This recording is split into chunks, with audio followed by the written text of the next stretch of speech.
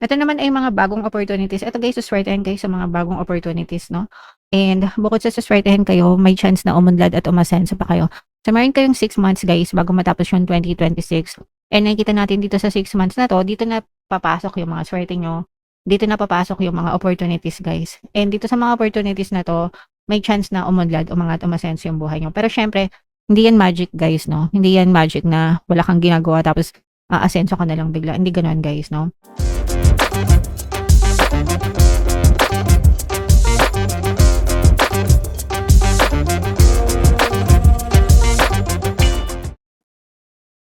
Hello guys, hello Scorpio, welcome back to Pinoy Pixie Tarot. Ang pamagat ng episode natin for tonight is second half kapalaran guys para ngayong July to December para sa Scorpio, Sun, Moon, Rising Sign, and Venus.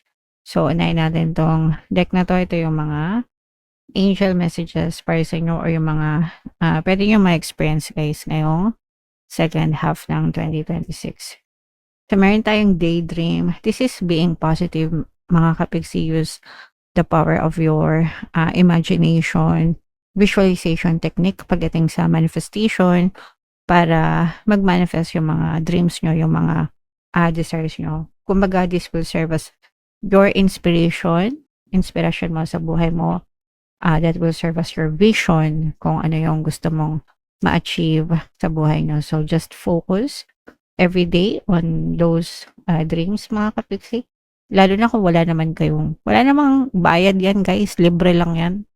Libre lang mangarap. Hindi mo kailangan ng subscription, walang monthly payment, di ba? Hindi yan kakaltasin sa sahod nyo. So, just focus guys, no? Focus and hanggang sa ma-manifest nyo siya mga kapiksi. Okay? Alright. And another message para sa inyo, Scorpio. Eto naman guys is matuto kayo mag-compromise, no? Communication yung susi para maayos yung mga gap nyo sa ibang tao, mga kapiksi. Sa trabaho, sa relasyon, sa mga kapitbahay, sa negosyo. Kailangan palaging nag-uusap ng maayos. Nag-uusap ng kalmado guys. Huwag nyong pairalin yung mga ego nyo, yung mga pride nyo, di ba? Kailangan make sure na nakikinig kayo and make sure din na naririnig kayo. So, it's a two-way process, mga kapiksi. And another message, Scorpio. Ito naman guys, for some of you, pwedeng natatrap kayo, no? Feeling nyo bilanggo kayo ng isang tao, bagay, sitwasyon na hindi kayo makalabas. Pwedeng ano din guys, pwede ring bilanggo kayo ng mga emosyon nyo kung natatrap pa kayo sa mga sitwasyon, sa mga dating sitwasyon na nangyari sa buhay nyo na hindi pa kayo nakaka-move on, mga kapiksi. Okay? Alright. So, yeah. Comment down below if naka-resonate kayo dyan, guys. Ito naman ay sa love. Tingnan naman natin yung mga love influence sa inyo, guys, ngayong second half ng 2026. So, meron tayong young female. Guys, pwedeng he-she, pwedeng she-she yung relationship nyo. Pwedeng mas bata sa'yo or ikaw yung mas bata, mga kapisi. Pwedeng immature din, guys, no? Pwedeng pabebe. Pwedeng pabebe, mga kapiksi. Yung mga tipong hindi masyadong maalam sa mga gawaing bahay, mga ganyan. So, pwedeng ganun. Guys. Another message, Scorpio, is, ito naman is, pwedeng nakaka-apekto yung trabaho sa relationship nyo, mga kapiksi. Minsan kasi sobrang busy sa trabaho, overtime, work, ganyan, na nawawala na ng oras sa kapartner sa person. So, nakaka-apekto din yan sa relationship, mga kapiksi. And another message, ito naman ay dark male, guys, no? Si Papa P. Pwedeng he-she yung relationship nyo, guys. Pwedeng she-she. Pwedeng he-he, mga kapiksi. Pwedeng ibang lahi, mga kapiksi. Pero, kayo mangging kaligatan, guys. Okay? Alright. So, yeah. Comment down below if naka-resonate kayo dyan sa mga messages na yan. So, shuffle natin 'to guys, hanapin natin yung energy ng Scorpio. Habang sina-shuffle ko 'to mga kapiksi, panoorin niyo muna yung, video natin regarding sa ating paano mag-manifest ng abundance video course. Kapiksi, sawa ka na ba sa mga struggles at hirap sa buhay mo? Masipag ka ba at masikap sa buhay ngunit hindi ka pa rin umaasenso? Ilang beses ka na bang nag-attempt mag-negosyo at mag-invest pero palagi ka pa rin nalulugi? Sa pagkakataon na ito ay maaaring may subconscious beliefs ka na nagiging balakid sa iyong pag-unlad at pagyaman. Introducing, paano mag-manifest ng abundance video course. Dito ay matututunan mong ma-overcome ang mga balakid mo para tuluyan ka ng umunlad, umasenso, sumagana, maging matagumpay, successful at maswerte sa iyong kabuhayan, pera, trabaho, negosyo sa lapi at kaperahan ng bonggang-bongga. Dali, mag-send na ng email sa pinoypixie@gmail.com at simulan na ang iyong pagyaman ngayon. Alright, so sa lahat ng gusto mag-avail ng course guys, naka-flash sa screen nyo yung mga available courses dito sa ating channel. Sa lahat na interesado, mag-send lang kayo ng email sa pinoypixie@gmail.com. And sa mga naghahanap ng pampaswerte guys, meron tayong money shaker jar mga kapiksi. Ito yung bote, sample. Super liit, super effective, super powerful guys. Ang dami ng sumakses dyan. At saka dito. So sa mga interesado, ito yung WhatsApp number ko guys. I-chat nyo lang ako dyan mga kapiksi. So Scorpio kayo ay na-represent ng King of Cups. Meron din tayo ditong another water sign energy, Cancer, Pisces, Scorpio. For some of you, may ganyan kayo sa inyong natal chart or you may be dealing with other signs, guys. Ito, guys, unahin natin yung negative, no? Ito yung mag-ingat kayo sa mga manloloko, guys. Yung iba sa inyo, actually, parang meron na rin kayong trust issues kasi pwedeng naloko na kayo dati, no? So, ito yung mga sign ng mga red flag. Ayan, kitang-kita nyo naman, red flag, mga kapiksi. So, mag-ingat kayo sa mga taong pinagkakatiwalaan nyo. Pwede sa relationship guys, pwede rin sa hindi sa relationship, pwedeng sa mga investment or negosyo or kahit saan guys.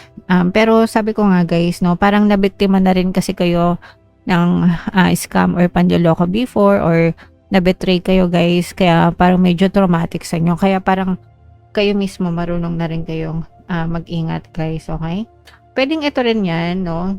Yung sinasabi natin na trap, 'di ba? Parang trap kayo sa mga sitwasyon na hindi nyo ginusto. So, pwedeng dahil din yan sa panloloko, sa past nyo mga kapiksi. Kaya lumalabas tong energy na to.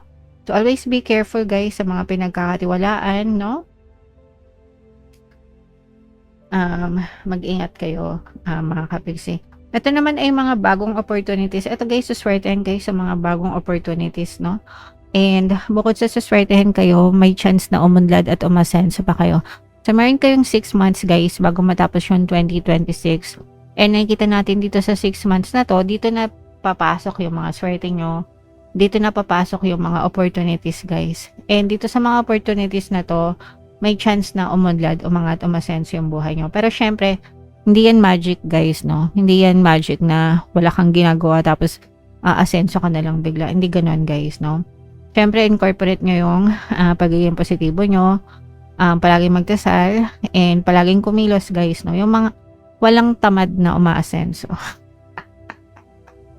Okay? Ang mga umaasenso sa buhay guys, yung mga masisipag. Pero kung tatamad-tamad kayo guys, huwag kayong umasa sa ganitong klaseng energy, no? Hindi uso ay yung asenso sa mga taong tamad guys, okay? So, kung masipag kayo guys, kung palagi kayo nagdadasal and palagi kayong positive, this is your energy. Talagang suswertehan kayo ng bonggang-bongga and uunlad talaga yung buhay nyo guys. So, i-mind nyo na guys yan.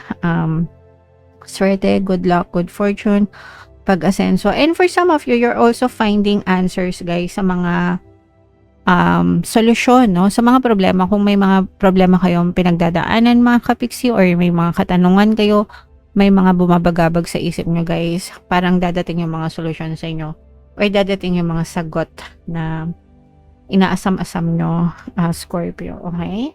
Alright, so what else? Tingnan pa natin. Ayan, no? So, grabe talaga yung ano sa inyo guys. So, magkakaroon ng positive changes sa buhay nyo guys. Kasi yung mga dasal nyo, dinidinig, no? Kaya nga sabi ko sa inyo, talagang suswertehan kayo. Bibigyan kayo ng chance ni universe na swertehan sa buhay. Bibigyan kayo ng chance ni universe para baguhin nyo yung buhay nyo Meron pa kayong 6 months guys, wag niyo sayangan yung 6 months para mabago niyo yung buhay niyo mga kapiksi. So make sure na trabahuhin niyo talaga and maging positive and magtiwala kayo sa nasa taas guys. Kasi talagang sinasagot yung mga dasals mo. Dasals. Dasals kasi maraming dasal, okay?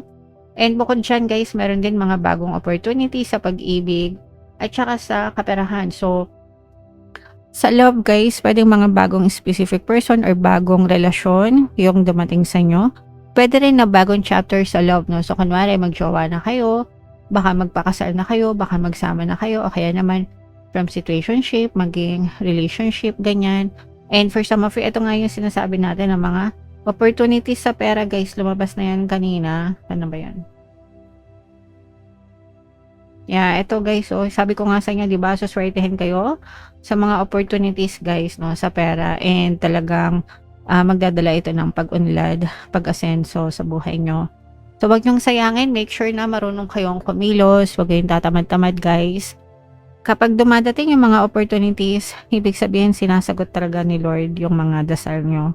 So focus lang and keep on praying, mga kapiksi. Alright? Wag nyo ding sayangin guys, no? Hindi porkit binibless kayo, hindi porkit sinuswerte kayo, is basta-basta na lang kayo gagastos ng walang kapararakan. Syempre guys, kailangan i-ano nyo rin, pahalagahan nyo. Wag nyong i-take for granted yung mga blessings sa inyo guys. Kasi baka, alam mo yun, sa isang pitik lang, maaari yan mawala ng parang bula sa inyo. So, make sure na pahalagahan nyo, i-value nyo yung mga blessings na meron kayo, guys. Yeah, and maging responsible kayo sa mga paggastos nyo, okay? If you will spend, make sure that you spend generously, especially yung pagtulong sa ibang tao, guys, okay? Alright. So, yeah, comment down below, guys. Ito super nice talaga, itong mga blessings, itong mga swerte na to. Itong mga pagbabago ng mga dasal, mga sagot sa dasal guys, pag-unlad, pag-asenso.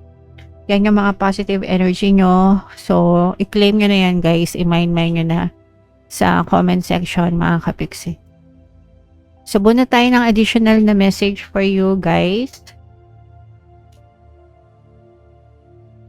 Eto, never allow yourself to be taken for granted. Kakasabi ko lang kanina guys. It is better to remove yourself from the situation than to be treated less than you deserve. You are precious, you are worthy. So, always remember guys na lahat tayo pinanganak ng pantay-pantay, walang mas mataas. Pagdating sa, walang mga status guys, pagdating kay universe, kahit gaano ka kayaman, kahit gaano ka kahirap, kahit gaano ka kaganda, kapogi, kahit gaano ka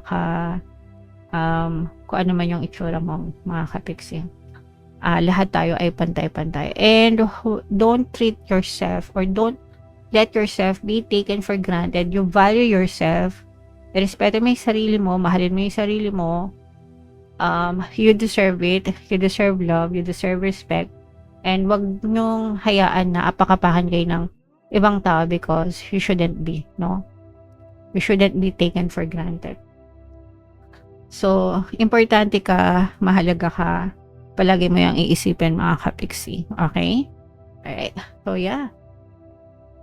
Comment down below, guys, if feeling nyo naka-resonate kay Chan. So, sa lahat ng mga magaganda, i-claim nyo na, guys. I-mind mo nyo na sa comment section.